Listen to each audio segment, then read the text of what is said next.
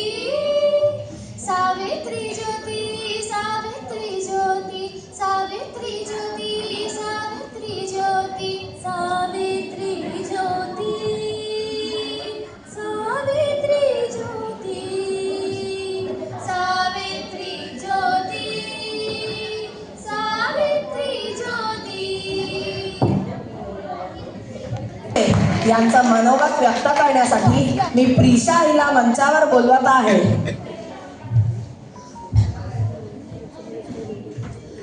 ज्ञान नाही, विद्या नाही, ती घेण्याची गोडी नाही, बुद्धी असूनही चालत नाही, त्यास मानव म्हणावे का? नमस्कार, माझ्या मनातली भावना मीच खोलते. होय, मी सावित्रीबाई फुले बोलते. झेलेल्या दगड विटा मिळावा तुम्हा ज्ञान, हटले नाही ध्येयापासून जरी फेकली अंगावर घाण, आजही ते दुःख मी मनी विषापरी गिळते. होय, मी सावित्रीबाई फुले बोलते. विद्येविना मती गेली, मतीविना नीती गेली, नीतीविना गती गेली, गतीविना वित्त गेले, वित्तविना शूद्र खचले. एवढे अनर्थ एका विद्येने केले, एवढे अनर्थ एका विद्येने केले. उद्देश एकच की तुम्हा मिळावा ज्ञान, सर्व महिला वर्गाचा व्हावा सन्मान. एका स्त्रीचे दुःख एक स्त्रियालाही चांगल्या प्रकारे कळते. होय, मी सावित्रीबाई फुले बोलते. परी आता स्त्रीचीच वैरी निघाली, गर्भातच तिने तिची हत्या चालवली. पाहुणी अशी कृती मी मनी दुःखी होऊन अश्रू टाळते. होय, मी सावित्रीबाई फुले बोलते. स्त्रीच आहे अखिल विश्वाची शान, सर्वांनीच राखावं तिचा मान सन्मान. तिचा पायीशी सुख वैभव खेळते, माझ्या मनातली भावना मीच खोलते. होय, मी सावित्रीबाई फुले बोलते. देणे म्हणजे फक्त अक्षर शिकवणे नाही, तर ते माणुसकी जागवणे आहे. चला तर मग आता आपण मागे वळून त्या काळात जाऊया जिथे सावित्रीबाई फुले शिक्षणाच्या दिव्यासाठी संपूर्ण समाजाशी साधना करत होत्या. शांततेचा प्रकाश अंधारातूनच उगवतो, संघर्ष होताच अन्याय जन्माला येतो.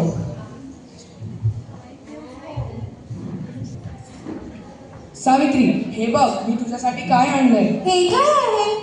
अरे असं काय करते, ही पुस्तके आहेत, या पुस्तकांचे वाचन कर. आता या वयात कसं वाटेल ते? हे बघ सावित्री, तू लग्नाच्या वेळीच मला वचन दिलं होतंस, आता नाही म्हणू नकोस, हे तुला करावंच लागेल. आजपासून तुझा अभ्यास सुरू.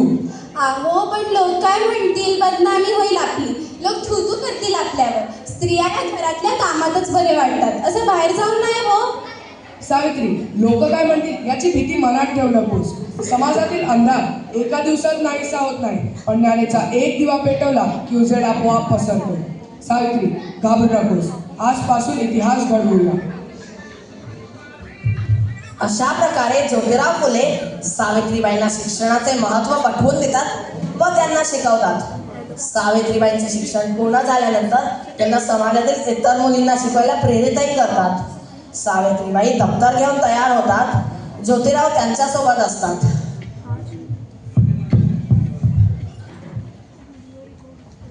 सावित्री, आज पुन्हा लोक अडवतील, रस्त्यात अपमान होईल, शब्दांचे दगड लागतील, पण तू खंबीर राहा.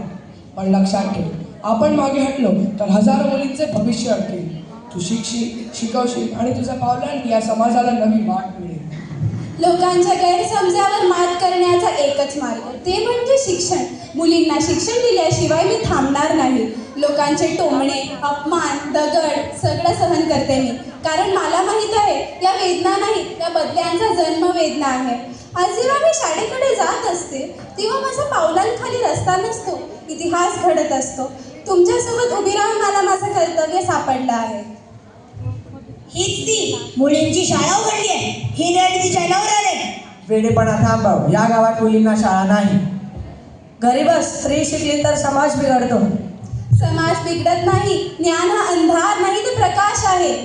तुम्ही विरोध करा, पण आम्ही थांबणार नाही. शिक्षण हा हक्क आहे. सामाजिक उपेक्षा, निंदा, पण या जोडप्याने हार मानली नाही. शाळेकडे जाणाऱ्या सावित्रीबाईंवर गावकरी दगड फेकतात. हे घे शिक्षण, आता शिकव. लाज नाही वाटत मुलींना पुस्तके देत फिरतेस. तुम्ही जखम माझ्या शरीराला देता, पण दुखवता ज्ञानाला. मी जन्म सहन करीन, पण मुलींना शिक्षण जरूर देईन. शरीर थकत होतं, मन दुखत होतं, पण ध्येय अढळ होतं. शाळेत मुली बसलेल्या. मुलींनो, शिक्षण म्हणजे फक्त अक्षरे नाही, ते स्वतःचा आवाज आहे. आणि आवाज असेल तरच न्याय मिळतो. आई म्हणते शिकून काही फायदा नाही, पण मला शिकायचं आहे. ज्ञानात फायदा तोटा नसतो, फक्त प्रकाश असतो. त्याच वेळी एक आई आपल्या मुलीला घाबरत घाबरत घेऊन येते. लोक बोट दाखवतील, पण माझ्या मुलीला शिकायचं आहे. घेणार का तिला? प्रत्येक मुलगी आमच्यासाठी आशेची किरण आहे. नक्की घेऊ. गावातील चौकात सभा. महापुजारी उभा.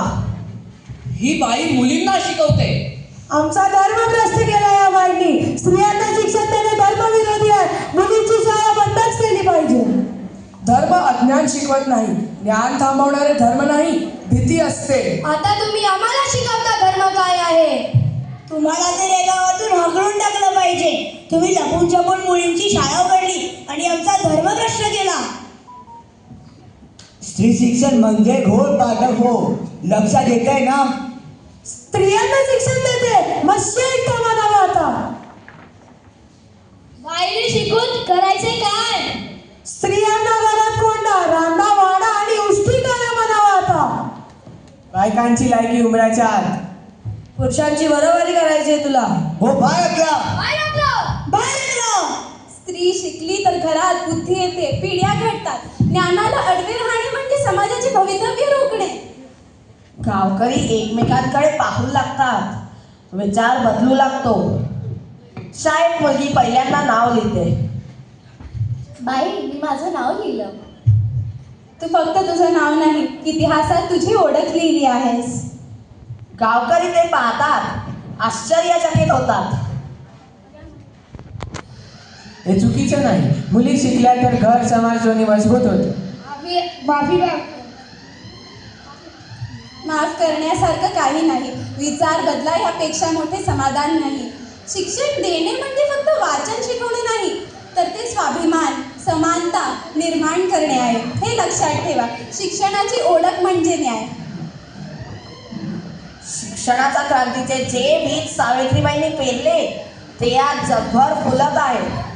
त्या संघर्षाचा उत्सव, त्या जिद्दीचा आनंद आता आपण नृत्याच्या रूपात पाहूया. हे नृत्य सावित्रीबाईंना मानाचा मुजरा आहे.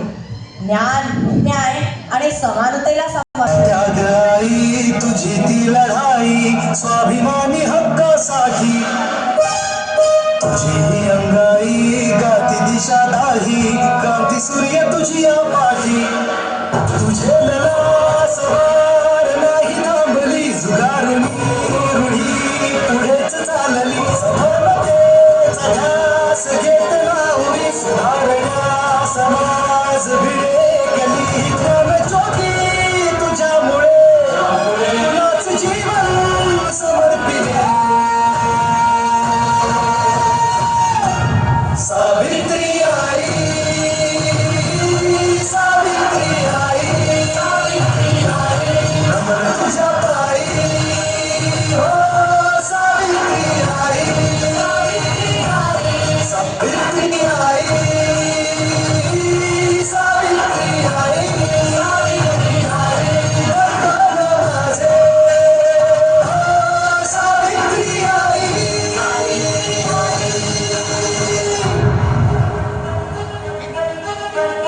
शक्ती देवरामा, सोनं केलंस तू आमच्या आयुष्याचे. सारी दुनिया करली देवा, पंख आम्हा दिले आई स्वप्नाचे. चंदन होत पिंजरी सद्वारी, आम्ही झालो सुगंधी. बंधन तोडून शिकण्यासाठीची